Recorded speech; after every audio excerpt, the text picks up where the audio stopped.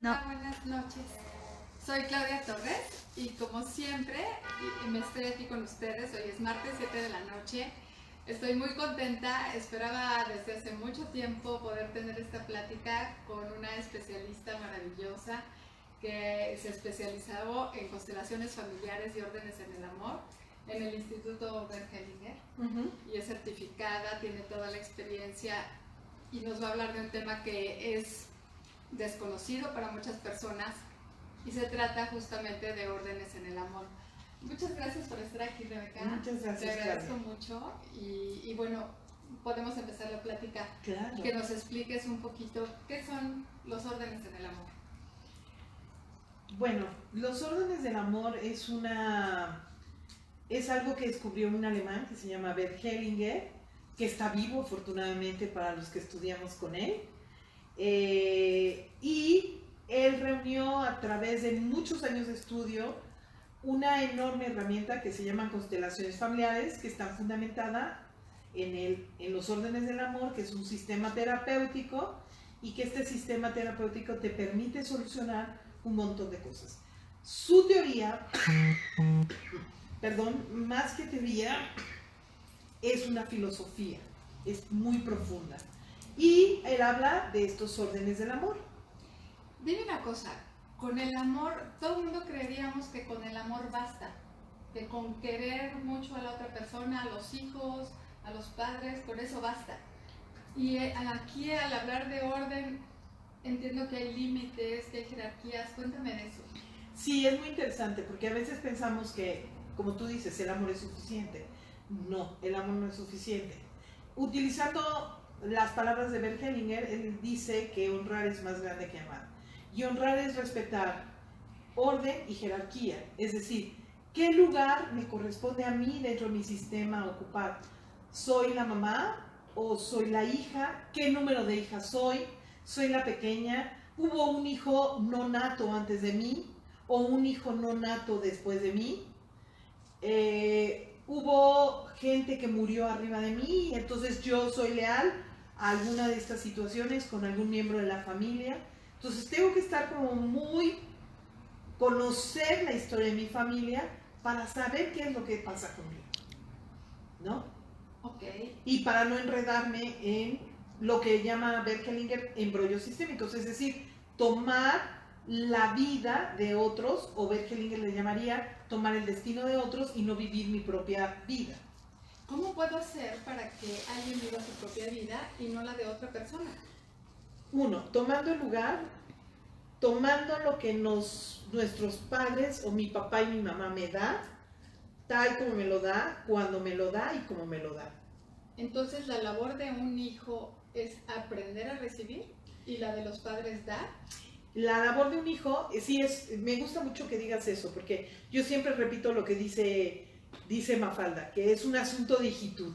Y el asunto de hijitud es tomar de los padres lo que ellos nos pueden dar. No lo que yo pido, sino lo que papá y mamá me dan como me lo dan. Sea lo que sea. Sea lo que sea.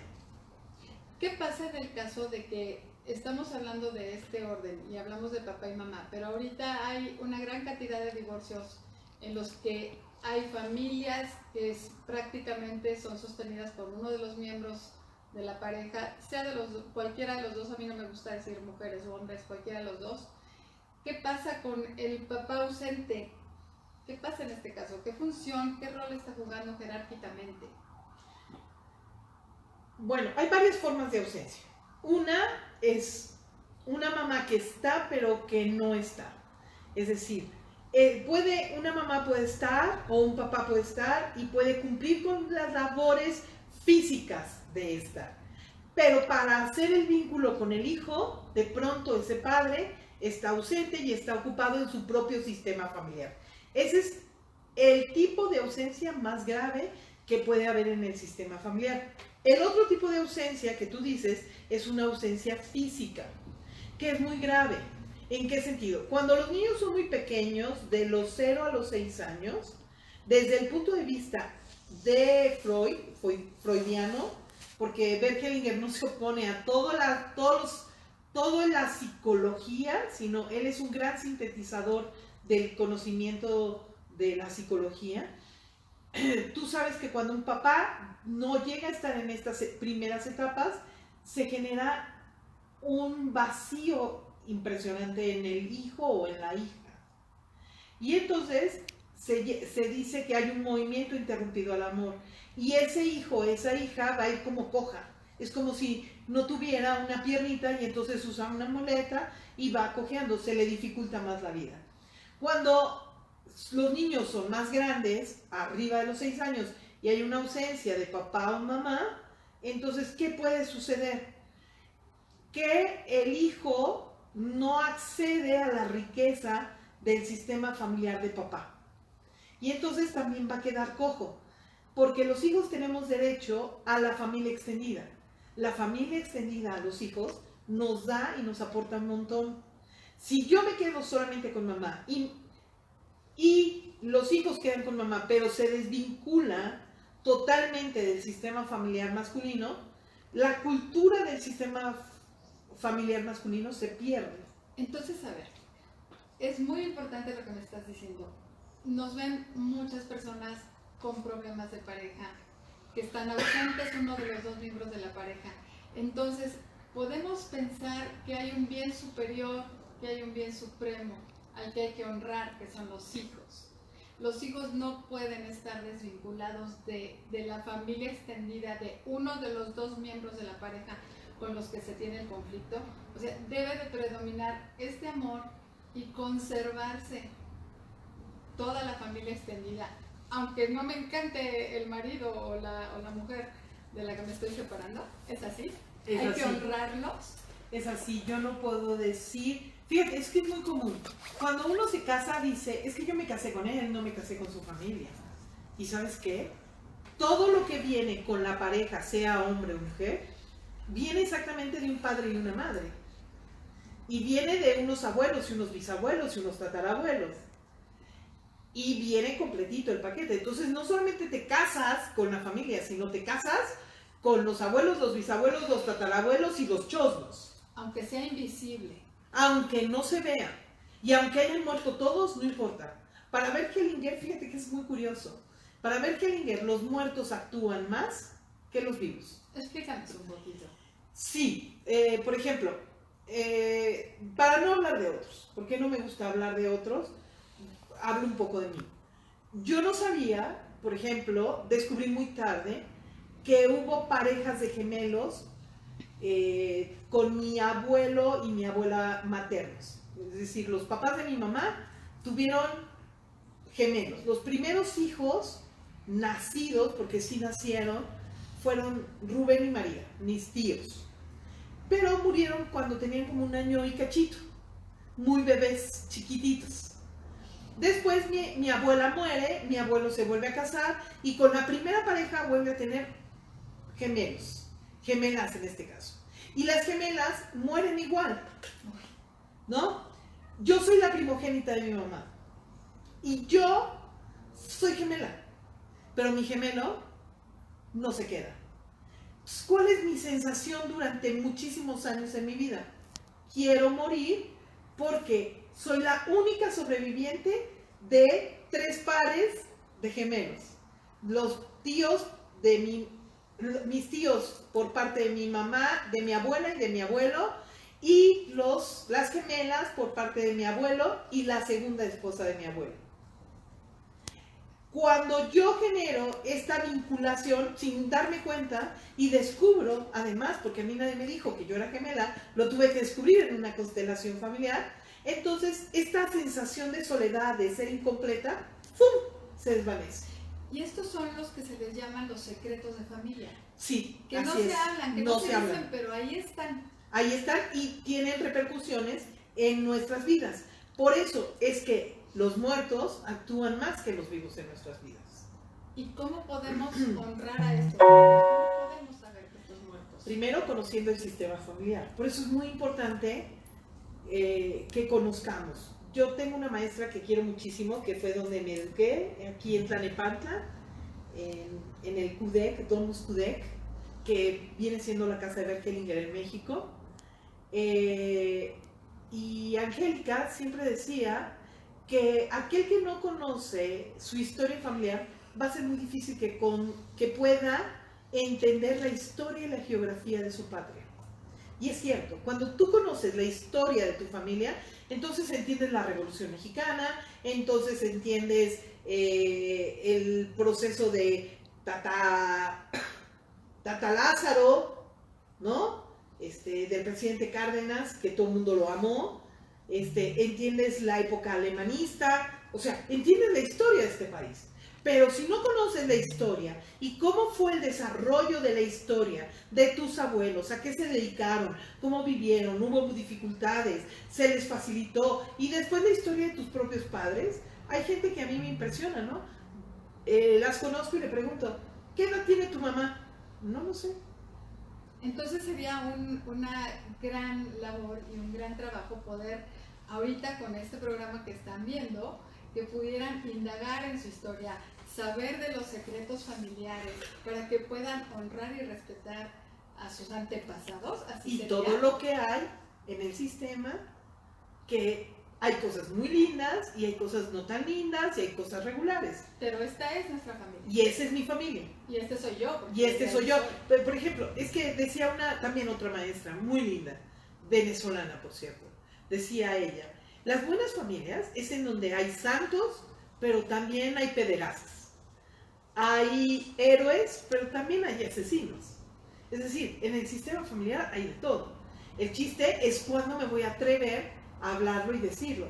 Reconozco que en mi sistema familiar hay energía asesina y por tanto yo tengo que trabajar mucho con la violencia interna que tengo.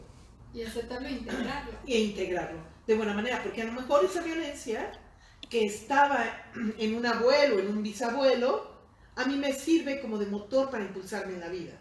En lugar de destruir, me sirve como motor para integrar situaciones en mi vida. ¿Y qué pasa con, por ejemplo, ahorita lo estoy pensando, qué pasa cuando hay un segundo matrimonio?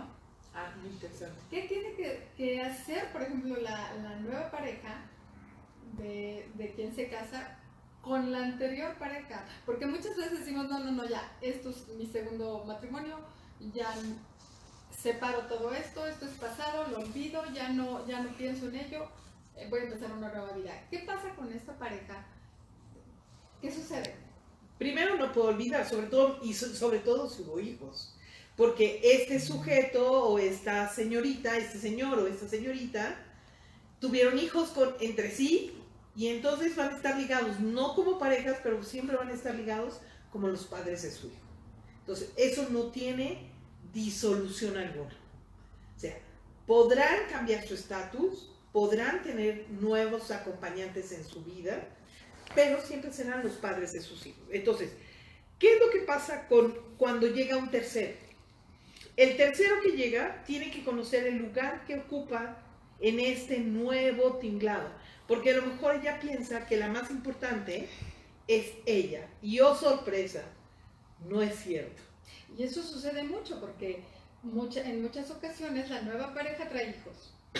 Y entonces, pues de alguna forma a mí me conviene que vea a mis hijos y ya no los del primer matrimonio. Pues, ¿qué pasa en este caso? ¿Qué tiene que hacer la esposa respecto de la historia o el esposo respecto a la historia anterior? Primero tiene que integrar y saber, la segunda pareja, sea masculina o sea femenina, tiene que reconocer que el que se fue le hizo un gran favor. Y entonces, en lugar de tenerle como celo, envidia o algo, decir, pues muchas gracias por irte, porque entonces la dejaste disponible para mí o lo dejaste disponible para mí. Eso es lo primero. Y segundo, integrar de buena manera a los hijos de ella o a los hijos de él para que puedan estar de buena manera también dentro del sistema familiar. Vuelvo a la palabra que me gusta tanto, que es honrar. Ajá. Si estoy entendiendo bien, los nuevos miembros de la pareja tienen que honrar al anterior. Así es. Cuando yo digo muchas gracias por hacer el espacio para que este hombre o esta mujer se convirtiera en mi esposo o mi esposa, Estoy honrando su existencia, su vida y la vida que tuvo con mi pareja actual, pero que no es en mi tiempo, no es en mi espacio, sino fue en un tiempo pasado y en un espacio diferente. Ahora, una pregunta. Cada vez yo veo más divorcios. Sí. Para mí es un tema muy importante porque mientras más larga es la vida, pues es más difícil sostener una relación por años. Entonces incluso dicen que en la vida de una persona puede haber hasta 2 o 3 relaciones y esto ahorita es normal. Entonces ya estamos a bien poquito de terminar el programa. Muchas gracias por venir y por estar. Gracias, un placer. Mi pregunta con la que pudiéramos cerrar es ¿cómo puede una pareja honrarse? Que está terminando, que se están divorciando, que se están separando. ¿Cómo pueden honrar este vínculo que tuvieron? ¿Qué tendrían que hacer? ¿Hay algún ritual? ¿Hay algo? Eso es muy lindo, lo que acabas de decir es hermoso. Porque lo que tiene que ocurrir en la pareja es la reconciliación. Bert Hellinger nunca habla de perdón, habla de reconciliación. El perdón él lo ve como si yo alzara la barbilla y decir, te perdono. No. Y entonces la actitud es como de humildad y de reconciliarme contigo y con lo que hay en este momento en nuestras vidas. Entonces, es como decir, lo que le dije a una pareja a otra, yo soy yo, tú eres tú. Ahora dejo lo tuyo contigo y tomo lo mío. Ahora te dejo en libertad y tomo mi libertad. Y ahora estamos en paz. Wow, está precioso eso. Eso es lo que se tendría que decir. ¿Y cómo podemos, algo que les pudieras decir a quienes nos están viendo, para que pudieran lograr decir esto? ¿Qué se necesita? Humildad. Se requiere humildad. Y si estás furiosa, y si estás enojadísima, o estás furioso y enojadísimo, ¿cómo puedes lograr esta humildad? Fíjate bien. Primero reconocerme por qué esta pareja rompió. Y muchas veces las parejas se rompen por varias circunstancias. Una puede ser porque hubo hijos perdidos en el matrimonio. ¿A qué me refiero? Hubo hijos que fueron engendrados pero que no nacieron. Y 2, la otra situación es que yo nunca estuve disponible para ese hombre o para esa mujer. Cuando yo estoy ausente, pero no estoy presente para el otro. ¿Y en dónde normalmente estamos ocupados? Estamos ocupados con mi propio sistema de origen. Es decir, estoy ocupado con mis hermanos, estoy ocupado con mi papá y con mi mamá, y estoy ocupado en los líos de esta familia. Pero nunca estoy ocupada de dónde vivo y dónde estoy. Y esto es más común de lo que nos imaginamos. A esto le llamamos nosotros el triángulo de las Bermudas. Cuando la pareja se encuentra durante un tiempo y hay mucha pasión, que es normal, y mientras la pasión dura en el matrimonio, pues se ven y se ven muy bien. Después toman un poco de distancia, se giran, normalmente más uno que otro, se giran y voltean a ver los problemas no resueltos en infancia y en adolescencia con los padres. Cuando yo hago esto, dejo de ver al compañero o a la compañera y me quedo plantada en mi sistema familiar tratando de resolver aquello que no se resolvió. Entonces, la humildad tiene que ver con hacer un acto de introspección y entonces poderme dar cuenta. Lo dijiste muy bien. Tengo que descubrir en mí dónde está el fallo. Nunca señalar con el dedo como culpable al otro. Tengo que reconocer con humildad dónde estuve yo durante el matrimonio. Y normalmente, lo siento, pero no estamos. Ok. Te agradezco muchísimo que estés con nosotros. Algo último que pudieras decirnos, una pequeña reflexión con la que nos quedáramos. Siempre digo que los sistemas familiares son fascinantes, porque los sistemas familiares son inteligentes y son capaces de perfeccionarse. Entonces sí, me declaro una fan loca de los sistemas familiares porque creo que se pueden mejorar a sí mismos. Muchas gracias. Y confío en ellos. ¿Y si me puedes dar tu teléfono en el que te puedan contactar? Sí, mi teléfono es 55 18 11 16 94. y me pueden encontrar en Rebeca Aldana Martínez en Facebook. Muchísimas gracias, Rebe. Muchas gracias por estar aquí. No, muchas gracias por invitarme. Vengas alguna otra vez. Gracias.